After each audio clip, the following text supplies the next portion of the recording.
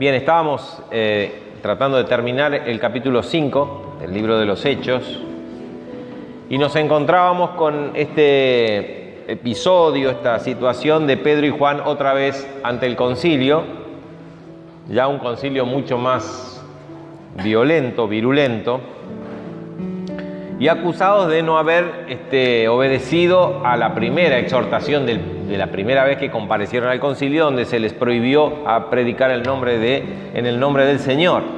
Entonces Pedro y los apóstoles se plantaron, envalentonados con la vehemencia que les daba el Espíritu Santo, y bueno, dijeron: nosotros tenemos que obedecer a Dios antes que a los hombres. Y bueno, hicieron una suerte de argumentación que analizamos la semana pasada, y eso enfureció, dice el versículo 33, oyendo esto, todas estas personas que formaban el concilio, que hacían de jueces, se enfurecían y querían matarlos. Directamente la solución era matarlos. Entonces, ahí se levantó este personaje, que era un sabio judío muy reconocido, llamado Gamaliel, hijo y nieto de otros sabios reconocidos, también célebres, que era bastante imparcial, era conocido por su mesura y sus consejos. Ve que la situación se pone violenta y que iba a derivar hacia una acción violenta de parte de los jueces, y se da cuenta que esto iba a ser contraproducente, porque el pueblo estaba del lado de los apóstoles, porque ya habían convencido a mucha gente, ¿no? Según ellos, los habían convencido, dice, les llenan la cabeza de su doctrina y nos echan la culpa a nosotros por la muerte de ese hombre, hablando de Jesús. Así que Gamaliel se da cuenta de que ese camino de la violencia iba a conducir a mayor problema, ¿no? Y propone una salida superadora al camino de la violencia. Y les dice: varones, hermanos, ¿dónde está? Varones israelitas, miren por ustedes lo que van a hacer respecto de estos hombres. Presten atención, tengan cuidado, porque el miedo era a una revuelta popular, que la gente, si ellos los condenaban, la gente se levante. Fíjense que tenían miedo de ser apedreados inclusive, ¿no? Entonces había que calmar la cosa, no exacerbarla, no alentar a hechos de violencia. Porque, fíjense, le dice, y acude a la historia, le dice: porque antes de estos días se levantó Teudas, un tal Teudas, diciendo que era alguien. A este se unió un número como de 400 hombres, pero él fue muerto y todos los que le obedecían fueron dispersados y reducidos a nada. Habíamos hecho alguna mención respecto de que Josefo, el gran historiador judío, menciona un Teudas que se levantó y juntó un montón de gente al río Jordán, que era una especie de profeta, y fue muerto. Nada más que el personaje del cual nos hace referencia Josefo sucedió después, años después. Entonces este se debe referir a otro Teudas, era un nombre muy común. Acá ahora me acuerdo, está faltando Matías, ¿eh? Teudas en griego era Matías. Después de se levantó Judas el Galileo en los días del censo. Este sí lo menciona Josefo, y este sí coincide con el relato. En el año más o menos 6 después de Cristo, Cirenio, que era gobernador de Siria, se le encargó el censo o el empadronamiento de la nueva provincia, es decir, Judea ahora era nombrada provincia romana. Si era nombrada provincia y estaban en el estatus de provincia, entonces tenían que tributar de otra manera. Por eso se hizo ese censo y ese empadronamiento, que ahí hay una divergencia, porque Lucas nos dice que que José y María fueron a Belén a causa de ese censo.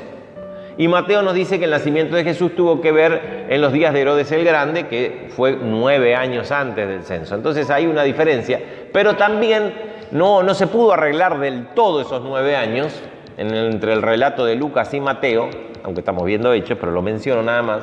Pero sí sabemos que nuestro calendario greco-romano, el calendario gregoriano que usamos, está desfasado, porque teóricamente comienza con el nacimiento de Jesús en el año 1. Sin embargo, sabemos que está corrido 4 años al menos, según el relato de Mateo, porque Herodes el Grande, si era así, murió 4 años en el año 4 antes de Cristo. Entonces ahí hay unos desfasajes de historia, pero también hay una superposición de calendarios. Entonces no le podemos echar la culpa a los que escribieron la historia, Lucas o Mateo, o a los evangelistas, porque también ellos no trabajaban con nuestro calendario, ¿me explico? Entonces trabajaban con el calendario judío, el calendario que se usaba en Medio Oriente, no el calendario que nosotros usamos, que es muy posterior, que tuvo muchos cambios, muchas variantes, ¿no es cierto? Entonces hoy estaríamos en el año 2026, deberíamos estar, o por ahí, qué sé yo, más o menos. Pero las explicaciones se dan más o menos en torno a estos argumentos, ¿no? La superposición de los calendarios. El calendario que usamos hoy, que fue modificado, porque cada uno quería... Antes tenía 10 meses, después vino otro emperador y dijo, no, ¿cómo Julio César tiene un mes y yo no? Dijo Augusto César. Entonces puso el mes de agosto, ¿me explico? Y le fue agregando uno y le agregó días acá y se fue modificando el calendario, porque cada emperador quería tener un mes con el nombre propio. Así que Augusto César inventó el mes de agosto, que tiene que ver con eso. Así podemos ver que esta diferencia de años seguramente se fue traspapelando con la historia y claro, hoy lo vemos desde nuestro punto de vista occidental, con nuestro calendario, nuestra historia y decimos, estos muchachos se equivocaron, que se pongan de acuerdo, ¿no? Pero bueno, resulta que en ese censo que se hizo para empadronar a los que eran de la provincia de Judea, Belén estaba en la provincia de Judea, hubo un tema ahí de una revolución encabezada por Judas, que era de Galilea, o de la zona de Galilea. Por eso dice que se levantó Judas el Galileo en los días del censo y llevó en poesía mucho pueblo, porque fue una rebelión, porque ese censo no era para saber cuántos eran, era para saber cuánto impuesto recaudar. Entonces ahí venía la rebelión, en base a que ellos decían, los impuestos son para nuestro pueblo, no para que se lo lleven los romanos. Y fue una gran revolución, no fue poca cosa lo que sucedió, pero fue sofocada por el ejército romano. Fíjense que dice, y pereció también él y todos los que le obedecían fueron dispersados. ¿Qué quiere decir? ¿Por qué Gamaliel trae a colación estos dos hechos históricos que habían sucedido y que estaban ahí, ¿no? Sabían. Se levantó uno diciendo que era alguien y quedó en la nada.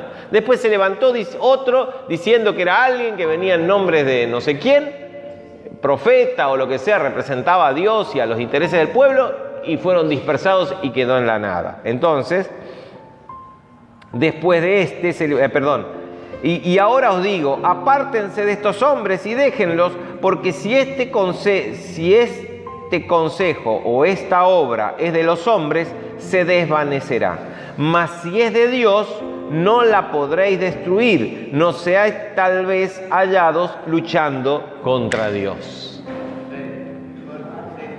Buen argumento, ¿no es cierto? Los convenció, fíjense que... y convinieron con él, dijeron todo el resto. Pareció una solución superadora. Era ni sí, ni no, ni blanco, ni negro. Era una fe en que la verdad de Dios triunfará sobre el error. Porque otros se levantaron siendo falsos. ¿Y cómo terminó? ¿Cómo terminó la película? Siempre la verdad triunfa, porque la verdad de Dios triunfa, es una fe, es una postura, al final. Pero tuvo en ese momento, tampoco había mucho para proponer. La situación era complicada afuera con el pueblo, ¿no? Estaban los muchachos que podían tenían miedo que le hagan un piquete, una cosa así, no estaban acostumbrados como nosotros. No estaban acostumbrados como nosotros, pero tenían miedo a situaciones. No había mucho para hacer. Así que fue un consejo sabio de Gamaliel, fue una propuesta superadora. Ahora, estuvo bien en ese momento, desde su punto de vista, de su análisis político de la situación. Desde el punto de vista de Dios era, no importa lo que ellos hicieran, el Evangelio se iba a avanzar igual. Ahora, como cristianos, el consejo de Gamaliel, ¿lo podemos aplicar siempre? Siempre la verdad triunfa sobre el error. Al final la gloria de Dios va a triunfar sobre la luz de Dios va a triunfar en la oscuridad. Pero en el mientras tanto, ¿qué nos toca hacer a nosotros? Porque acá tenemos, es como que decimos, o dice Gamaliel, si triunfa es de Dios, si no triunfa es de los hombres. Pero hemos visto triunfar a muchas doctrinas erróneas que han perdurado y perduran. Tenemos sectas y siguen, ¿no es cierto? Entonces, analizando un poquito el argumento de Gamaliel, que digo, para ese momento, en ese caso puntual, fue el mejor consejo que le podían dar, porque fue una cosa mediadora, muy sabia. Pero en general, nosotros decimos, bueno, podemos aplicar y decir, si es de Dios, entonces, si esto perdura, quiero decir, es de Dios. No, porque hay muchas cosas que perduran y no son de Dios. Y si fracasan, entonces es de los hombres. ¿Es un argumento válido en general? No es válido. Y acá le encontramos la pata rota, emparchada del argumento de Gamaliel. Resulta que la mesa estaba apoyada contra la pared, ¿vieron? Le faltaba una pata acá. Y por el otro lado, ¿cuál es nuestra actitud entonces ante el error? Hoy, por ejemplo, yo le contaba a Gabriel, yo estoy atento, estoy suscrito a un par de canales de YouTube, donde hay personas que se arrogan, no sé, no digo que esté bien o que esté mal, no sé. Se arrogan el trabajo de analizar y juzgar a determinados personajes del ámbito evangélico y aclarar bíblicamente sus doctrinas, sus errores, remarcar sus errores para advertir, porque ellos dicen, no nos podemos quedar callados ante semejante avance del error. Por un lado, uno dice, es cierto, porque está avanzando mucho hoy el error dentro de las iglesias, dentro de pastores que yo jamás me imaginaría que iban a aflojar las escrituras para que entre determinado grupo, determinada cosa, determinada idea el liberalismo, lo que se llama el liberalismo religioso, donde es tan grande el amor de Dios que el pecado ya deja de ser tan pecado. Y bueno, todos somos pecadores en el fondo, ¿eh? Entonces, ¿el pastor no peca? ¿Los pastores no pecan? Por supuesto que todos pecan. Y entonces, ¿podemos tener de pastor a una persona que tenga determinada característica? Y bueno, si es un pecado, sí, pero ¿y si todos pecan? Entonces nos encontramos con pastores que predican y enseñan disfrazados de mujer, por ejemplo, ¿no? En organizaciones tradicionales, como la organización metodista, la iglesia más grande de los Estados Unidos, que se dividió. Las organizaciones bautistas, Dios bautista, siempre que el bautista fue el más apegado a las escrituras y a las doctrinas bíblicas, debatiendo estos temas, si sí o si no. Porque yo realmente me asombro cómo fue permeando y cómo... Y uno se pregunta, pero che, la verdad que tienen razón. Si el amor de Dios y la gracia de Dios, entonces, bla, bla, bla, bla, bla, y terminan aflojando un montón de cosas. Entonces, ¿cuál es nuestra actitud? Estos hombres que yo les decía que tienen sus canales de YouTube, dicen, no, tenemos que levantar la voz profética y poner la palabra de Dios donde corresponde y decir la verdad.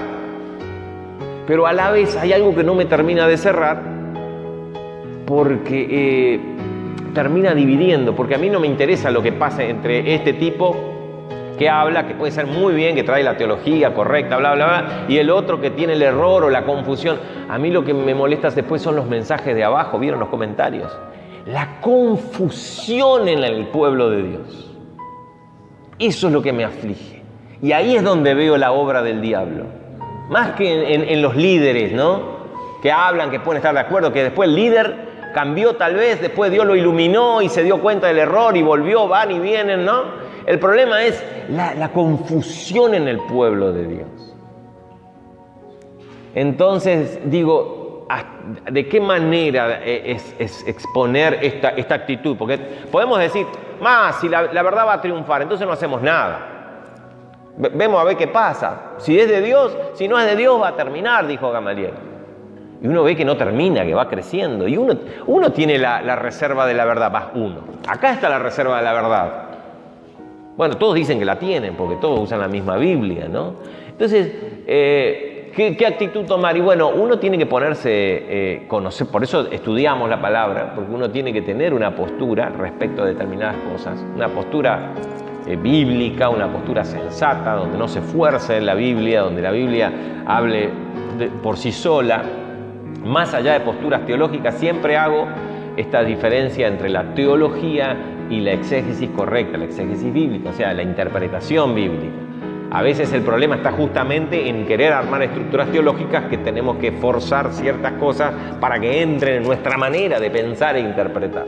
Entonces, todo sea hecho con amor y teniendo en cuenta que somos todos seres humanos falibles y que probablemente estemos equivocados, ¿no? Pero por otro lado, la firmeza de la palabra de Dios. Entonces yo lo que haría es, por ejemplo, no mencionar nombres y apellidos de personas, ¿no? Eso es lo que me violenta un poco. Yo puedo criticar una doctrina, puedo advertir sobre una doctrina que considero que según la palabra de Dios es errada. Ahora, lo que me hace ruido cuando veo determinadas personas que critican a otros con razón es el hecho de nombrar, de mencionar, porque es ahí donde provocan la división y la confusión en el pueblo de Dios. Hago este comentario porque justo surge este tema, ¿no? Pero para cerrar y avanzar con el texto, tenemos que tener claros nosotros, personalmente, más allá de la lucha que hagamos, primero tenemos que pelear nosotros con nuestra postura y nuestra familia. ¿Qué es lo correcto? Respecto de esto, respecto de aquello, todas estas novedades que estamos observando, ¿no? ¿Qué es lo que tenemos que hacer? Continuando entonces, que fíjense que dice que convinieron con él, con Gamaliel, es decir, llegaron a un acuerdo, estuvieron de acuerdo con Gamaliel, y llamando a los apóstoles, porque se acuerdan que los habían sacado afuera para poder discutir este tema, los llamaron otra vez y les intimaron nuevamente que no hablasen en el nombre de Jesús. Les intimaron nuevamente lo mismo, le repitieron la misma intimación. No hablen en el nombre de Jesús, otra vez. Sí, perdón. Después de azotarlos. Perdón. Sí. Y eso que tengo más luz, ahora. Después de azotarlos. Vos sabés que estaba buscando donde decía que lo azotaron y ya me lo había salteado. O sea, primero lo azotaron bien y cuando los tenían bien golpeados, bueno, ahora ven que la cosa es en serio. Bueno, entonces dejen de hablar en el nombre de Jesús. Y los pusieron en libertad, a ver qué pasaba. Yo creo que ahora sí se asustaron. Ahora sí le dimos un buen susto a estos muchachos. Con la paliza que le dimos, no van a hablar más. ¿Qué van a hablar? Ya está, listo. Y vamos a esperar, como dijo Gamaliel, en que esto se diluya, que sea una cosa ahora de un momento, de un par de locos, y después se termine diluyendo. Y ellos salieron llorando y angustiados de la presencia del concilio, dice. No. Ellos salieron de la presencia del concilio gozosos. Qué cosas, ¿no? De haber sido dignos de sufrir afrenta por causa del nombre. por causa del nombre del Señor. ¿Cómo salieron?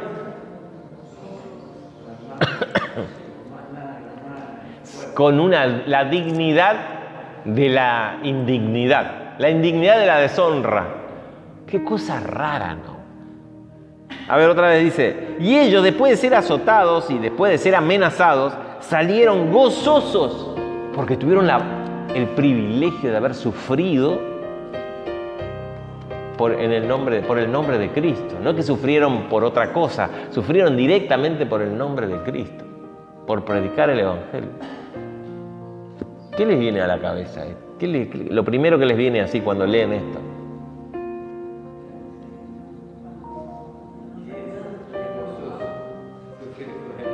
O sea, ¿tiene algo que ver con el pensamiento natural y normal? Uno dice, pero esto es loco, ¿eh? Algo es raro, por lo menos raro. Completamente raro. ¿Qué pasó entonces?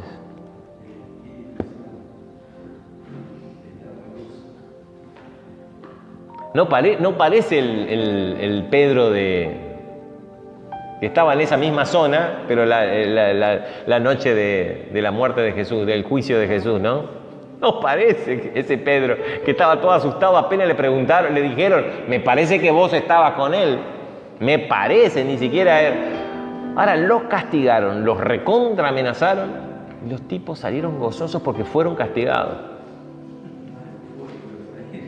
Cómo el Espíritu Santo transforma y nos da cosas que nos hace tener sentimientos sobrenaturales, que van en contra de lo normal para el mundo, para cualquier persona. Porque ellos hicieron eso, los azotaron porque calculaban que lo normal iba a producir este efecto. Y produjo el efecto contrario. Entonces, sabiendo que ese mismo Espíritu Santo es el que tenemos nosotros adentro, ese mismo Espíritu Santo, cuando opera, produce una transformación interna de nuestros pensamientos tales, porque ellos, fíjense la manera de pensar, que esos pensamientos terminan produciendo sentimientos ajenos a un hombre normal y mundano, y muy semejantes a los pensamientos y sentimientos de Cristo. Fíjense lo que dice Hebreos, ¿no? Me hacía acordar a Hebreos. Hebreos 12. Dice, puesto los ojos en Jesús, el autor y consumador de la fe, el cual, por el gozo puesto delante de él, sufrió la cruz, menospreciando el oprobio, el desprecio y todo lo que sufrió, y se sentó a la diestra del trono de Dios. Otra vez lo mismo, gozo, sufrimiento, desprecio. ¿Vieron? O sea que el Espíritu Santo nos va transformando nuestra manera de pensar a la manera en que Cristo pensó. Y como Jesús sabía y que iba a suceder esto, les advirtió en Mateo 5, cuando hablamos del Sermón del Monte, Mateo 5, dice, bienaventurados los que padecen persecución por causa de la justicia, porque de ellos es el reino de los cielos. Y acá aclara más, dice, bienaventurados sois cuando por mi causa os vituperen y os persigan y digan toda clase de mal contra ustedes, mintiendo. Gócense y alégrense, porque vuestro galardón es grande en los cielos. Qué distinta la manera de pensar y qué alérgico al sufrimiento que somos naturalmente. Perdemos esa alergia, nos vacunamos contra esa alergia solamente por obra del Espíritu Santo. Si no, somos con cuanto se pone cuesta arriba. No, tanto no era, tampoco la pavada, ¿no? Valentoneamos y todo lo que sea, pero cuando se pone un poquito cuesta arriba, no, tampoco la pavada. No seamos tan fanáticos. Consideremos esto, consideremos aquello, consideremos esto. No, porque ya es suficiente, ¿no? ¿Cuántos años hemos servido? Ya es suficiente el Señor. Imagínense que le preguntaron a Billy Graham si se iba a jubilar. Y él dijo, no hay jubilación acá no hay jubilación. Nadie te paga, nadie te hace el trámite. Uno termina sirviendo al Señor con las fuerzas que te quedan hasta el último día, ¿no? Gócense en los cielos, porque así persiguieron a los profetas que fueron antes de vosotros, dice Jesús allá, ¿no? Así que nos encontramos con los... perdí mi texto acá. Nos encontramos con los apóstoles reaccionando de la igual que el... Pero sirve imitar, va a decir, ahora me persiguen, ¿cómo tengo que hacer? A ver cómo hacía Jesús, a ver qué cara ponía, a ver qué ropa se ponía, cómo se peinaba Jesús, cómo hacía el gesto. No es imitar a Jesús, porque no podemos, no nos sale. Lo primero que nos sale es salir rajando y asustado, ¿no es cierto? Ahí es donde el Espíritu Santo, y Él nos promete, ese Espíritu Santo les va a poner palabras en vuestra boca para que se puedan defender, va a poner la valentía, va a poner lo que dice acá la Biblia que pidieron los cristianos, ¿no? El denuedo, esa valentía a pesar de... Pero eso solamente es fruto del Espíritu Santo. Si no, yo entiendo que salgamos corriendo, no me asusta que salgamos corriendo y no sé qué haría yo, ¿no? Pero espero que el día que toque, o cuando se pone cuesta arriba, tenga el Espíritu Santo que me dé ese poder sobrenatural, ¿no? Así que estaban contentos, pero se fueron a sus casas por las dudas. No, dice que todos los días en el templo y por las casas no paraban. ¿Qué les habían dicho? Dejen de hablar de ese nombre. Ellos no paraban de enseñar y predicar a Jesucristo. Mamita querida. Pero bueno, esto era para los primeros cristianos. ¿Entienden? Esto era para los primeros. Nosotros no, porque nosotros estamos en otro mundo, mucho más. Estamos con el WhatsApp, podemos predicar por WhatsApp, podemos hacer estas cosas, vieron por videos, llamadas. Ustedes se ríen, pero a mí, yo he tenido discusiones con algunos hermanos conocidos, que son amigos, hermanos en la fe, y que consideran que todas estas cosas eran solamente una cosa especial para la primera iglesia. Pero ¿saben qué? El Espíritu Santo es el mismo, no cambió para nada. Ya sé que allá sucedieron cosas especiales porque, como yo les decía, ¿se acuerdan? No tenían Biblia, no tenían un montón de cosas, necesitaban una asistencia especial.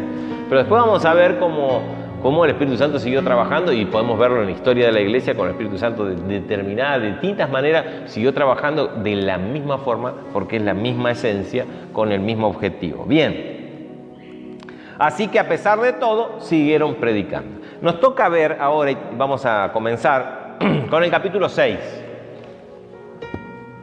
Capítulo 6, el libro de los Hechos, en aquellos días. ¿Cuáles días? Aquellos.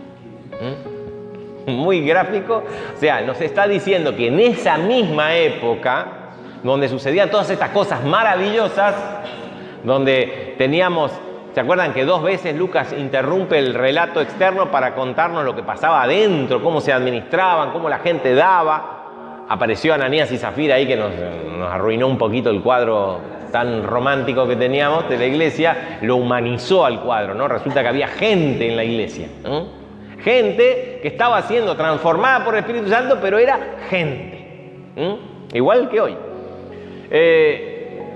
Resulta que ahora, en esa misma época, como creciera el número de los discípulos, y fíjense que acá es un detalle porque nos da la razón por la cual ocurrió este problema. El crecimiento. Me hace acordar el presidente que tenemos hoy, ¿no? Que dice que todos los problemas que tenemos es porque estamos creciendo mucho, dijo. Es rarísimo, pero bueno. El crecimiento trae problemas, tuvieron, igual que Argentina hoy, una crisis de crecimiento.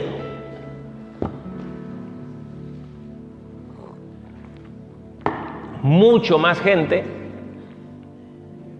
Necesitaban, ¿qué cosa? Cuando hay mucho más gente, mucho más organización. Ya no, si somos acá un grupito, podemos a 2 o 3, listo, ya hacemos todo, bla, bla. Pero si se duplica, se triplica, ¿no? Ya requiere... Un pastor no puede conducir, ya tiene que haber un cuerpo pastoral, y ya tiene que haber un cuerpo de personas, de diáconos, porque cada vez es más el trabajo y cada vez es, ¿no? Bueno, ellos no tenían, Pedro, Juan y los apóstoles no habían ido a ninguna iglesia, se ve todavía, para aprender cómo se administra una iglesia. Porque no existía, ellos eran la primera iglesia, ¿entiendes? Estamos todos en la primera. Esto es el desarrollo de la iglesia. Así que de repente creció el número y ¿qué se hacía? Se traía todos los recursos económicos de los que vendían, ponían, ofrendaban, bla, bla, a los pies de los apóstoles, es decir, se lo daban a los apóstoles, no que se lo ponían a los pies, sino que se lo daban a los apóstoles, y los apóstoles tenían que ocuparse de distribuir. Si era plata, comprar la mercadería, llevar la mercadería acá, bla, bla. ¿A quién le distribuían? A la inmensa mayoría de pobres que había en Jerusalén y que ahora formaban parte de la iglesia. Entonces, primera cosa que la iglesia hizo fue, tenemos gente pobre, acá tenemos que sostenerlos y tenemos que apoyarlos. Esa es la primera actitud que produjo el Espíritu Santo en ellos. No podemos predicarles el Evangelio y no. Y tenemos acá, fíjense que dice que así como el número de los discípulos aumentó, hubo murmuración de los griegos contra los hebreos de que las viudas, el problema era con las viudas. Ese es el problema. ¿Qué hacemos con las viudas? ¿Por qué las viudas? Porque las viudas eran un grupo importante de personas que no tenían recursos para sostenerse por sí mismos, porque antes una mujer sola, ¿los recursos de dónde venían? Del trabajo de la tierra o del trabajo duro. Entonces, la mujer trabajaba durísimo en la casa, cuidando a sus hijos y cocinando y cuidando los animales de corral y manteniendo la casa funcionando. Y el hombre trabajaba durísimo en el campo. Pero una mujer que no tenía un marido o un hijo que la sostuviera, era considerada desolada y abandonada. Y después, cuando pasaban los años que ya no tenía la fuerza física para trabajar la tierra ella o para hacer cosas, no tenía manera de obtener recursos. No había un sistema jubilatorio, ni había IFE, ni había nada. No tenía para comer directamente. Entonces las viudas, los huérfanos estaban en la misma situación. Eran considerados, no había un régimen de adopción, ni hogares de niños, ni asistencia social, nada. Así que la iglesia cubría eso. Fíjense el papel importante de la iglesia, cubría esas necesidades simplemente sociales. Pero saben que Cristo vino no a salvar almas, ni a rescatar almas. Así que flotan, acá hace un alma, acá hace otra. Él vino a rescatar seres humanos, que son cuerpo, alma y espíritu, pero también tienen cuerpo, tienen cuerpo. Y el cuerpo necesita ciertas cosas para sobrevivir. Entonces, a veces la pasión por las almas y el salvar las almas y esto que el otro hace que uno se olvide que el alma está dentro de un cuerpo. En este caso no. Así que el problema eran las viudas.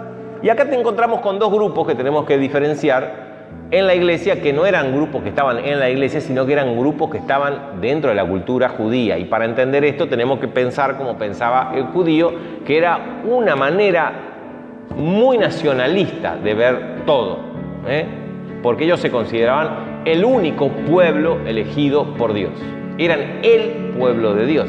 Así que todo lo que estaba afuera eran perros, gentiles, eran considerados perros, ¿no? Salvo que el gentil se hiciera prosélito, es decir, un gentil, o sea, no judío, que quisiera venir a participar del culto a Dios, entonces era recibido de alguna manera, más si tenía plata y hacía grandes ofrendas. Los griegos, ¿quiénes eran los griegos? O los helenistas. Teníamos entonces dos grupos, los hebreos, que eran los nacidos en la Palestina, si era Judea mejor, pero bueno, en la Palestina lo digeríamos, nacidos, criados, que hablaban el idioma, que habían absorbido y que participaron siempre de toda la actividad cultural del país. Y después teníamos un montón de judíos que nacieron fuera del país. Y acá tenemos que hacer una aclaración, los conceptos de nacionalidad, ¿no es cierto? Por ejemplo, nosotros, Argentina tiene un criterio de nacionalidad según el lugar de nacimiento, es decir, si nace en Argentina, es argentino. pero si nace en cualquier otro país, no es argentino. ¿Me explico? Porque el criterio de nacionalidad es territorial, según donde naciste. Para el pueblo judío, no importa dónde naciste, la nacionalidad y la pertenencia al pueblo de Israel era por descendencia. Si yo era descendiente de un judío o israelita, no importa dónde naciste, eras israelita. Pablo nació en Tarso, no era Palestina. Saulo de Tarso, que después fue Pablo, ¿no es cierto? Nació en Tarso, que no era en Palestina. Y sin embargo, él era judío por su descendencia.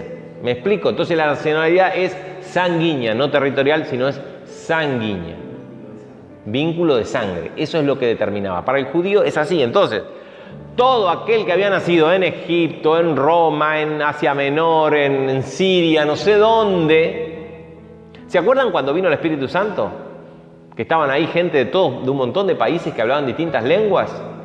Pero eran todos judíos. Estaban ahí justamente porque venían a participar del culto judío de la fiesta de la Pascua. Acá pasaba lo mismo. Todas estas mezclas de gente resulta que ahora estaban dentro de la iglesia. Pero en la cultura judía, los que se habían nacido afuera habían absorbido. Yo les había hablado algo acerca del helenismo, que era una forma de pensar que se heredaba del imperio griego, que todo el tema de la filosofía, los grandes filósofos, Platón, Sócrates, ¿no es cierto? Todos los grandes filósofos que impregnaron y conquistaron culturalmente al Imperio Romano. El Imperio Romano distribuyó eso como lo lógico, como lo más racional, y los romanos imponían el helenismo a la fuerza, ¿no? Esta gente que había nacido en otro lado tenía ideas helenísticas y eran de mente más abierta, veían el mundo de forma distinta. Entonces eran juzgados por los que habían nacido en Israel como liberales, ¿no? Como gente que no era de los puros. Eso era en el ámbito cultural judío normal. Ese mismo problema ahora lo tenemos dentro de la iglesia, ¿no? Y nos encontramos con personas que por ahí les resultaba más fácil entender el cristianismo porque no tenían tan sellado el nacionalismo judío, porque vivían en otros lados, tenían otra perspectiva de la vida. Y vamos a ver, por algunos versículos más adelante, cómo eran la mayoría en la iglesia. Bien, entonces, dice que se quejaron, murmuraron, y ese es el primer problema que tenemos, ¿no? Que tenemos que tratar de evitar cuando hay un problema, porque problema vamos a tener. Y imagínense que empecemos a crecer en número y seamos muchos y bla, y bla, y bla, vamos a tener cada vez más problemas. Entonces, problemas vamos a tener siempre de desorganización, de que falta esto, de que falta aquello, de que esto, que el otro. Lo que tenemos que evitar es la murmuración. Entonces es mejor hablar, plantear con respeto, con la convicción de que uno puede estar equivocado, siempre, con esa convicción de que probablemente estoy equivocado, aceptando el orden que más o menos hay en la iglesia. Pero la murmuración, eso que va debajo, eso es lo complicado. Eso es lo que provoca problemas, ¿no? Pero es natural en nosotros, ¿eh? No es que nos sale de taquito. Esto, siempre estamos. Entonces, eso tenemos que frenar. Eso no viene del Espíritu Santo. Eso viene falta ser transformado, nada más. Entonces, hay un pequeño problema. El problema era la murmuración. Había un descontento. ¿Por qué? Las viudas de los helenistas eran desatendidas en la distribución diaria por los que distribuían, que eran hebreos, porque los primeros eran hebreos, eran los judíos que habían nacido en Jerusalén y estaban ahí, que se habían aferrado a la fe y estaban al servicio. Es decir, los apóstoles estaban encargados del servicio, pero ellos no podían recorrer todas las casas y andar repartiendo la mercadería y la comida, no sé cómo era. Así que usaban de gente de la iglesia y eran desatendidos. Muchos dicen que fueron desatendidos a propósito por este problema cultural. Ah, vos sos una viuda que nacida afuera, entonces no te damos de comer. no era la idea, porque no condice con lo que habla Lucas antes, que estaban todos unánimes, todos juntos. El problema fue, creo que está el detalle en la razón. Creció mucho la iglesia y así como estaban organizados, no alcanzaban a cubrir a todos. Los que cubrían eran los primeros, que eran generalmente las viudas judías, las viudas hebreas, que se decían, las nacidas ahí. Y después, bueno, más o menos cada vez había más gente. Uy, nos olvidamos de aquella. Y la mayoría, como eran griegos, los griegos dijeron, nos están discriminando. Y murmuraron. Era un problema de organización que había que solucionar. Entonces los 12 apóstoles convocaron a la multitud de los discípulos y dijeron, no es justo, no conviene que nosotros dejemos la palabra de Dios para servir a las mesas. No es que tenían que servir a las mesas, el guiso, la lentejada, distribuir. No podemos ocuparnos nosotros de estar comprando, viendo, haciendo las listas, viendo quién le lleva, porque de repente se encontraron con este malestar, esta murmuración los apóstoles y dijeron, ay, no, porque si nos ocupamos de esto, tenemos que dejar lo otro, que es lo importante a lo cual estamos llamados a hacer, es nuestro trabajo.